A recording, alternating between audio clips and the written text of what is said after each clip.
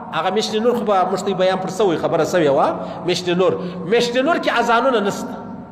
که اذانونه دي هغه د قادیانیانو د خوا څخه دي پر ځان زور مه راولئ خوا مه بدوئ ګیلې مه کوئ د محمد رسول الله سودا د سیاست په حواله مه کوئ د خپلې پارټۍ د خپل قائد د خپل رهبر د خپل لیډر په حواله محمد رسول الله مه خرڅوئ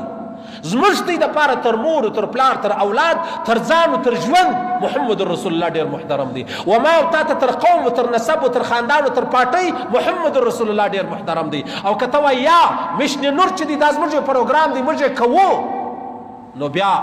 دا اوس کې هغه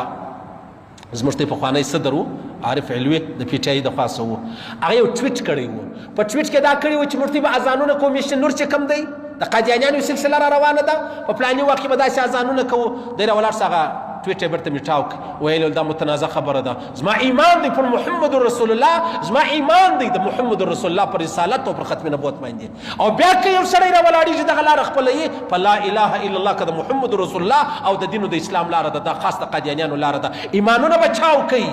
ایمانونه بچاو کوي پارټۍ مه بچاوه هېڅ پارټۍ زما او ستا دپاره محترمه نه ده وما او تا ته الله او رسول محترم دی دین و اسلام محترم دی ها بیا په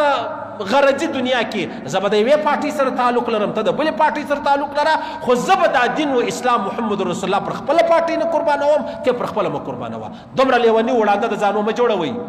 دومره پاگلان و عاشقان د ځانو مه جوړوئ چې محمد رسول الله راڅه پاته سو او بیا د بل چا دپاره ما او تا منډې او تر نیچې دي هغه کوو خیر الله پاک دې موږ ته د محمد رسول الله مینه و محبت را نصیب کړي د محمد رسول الله اتباع دې الله را نصیب کړي د محمد رسول الله نقش قدم دې الله را نصیب کړي د محمد رسول الله شفاعت دې الله را نصیب کړي او ادب او احترام دې د محمد رسول الله د کورنۍ و ما او تا ته را نصیب کړي دا زما او ستا د ایمان هغه لویه سرمایه ده په دغه سرمایه به ما او تا بچاویږو الله رب العزت دې موږ بچاو کړي الله دې هر مسلمان ته هدایت وکړي هر مسلمان دې الله پاک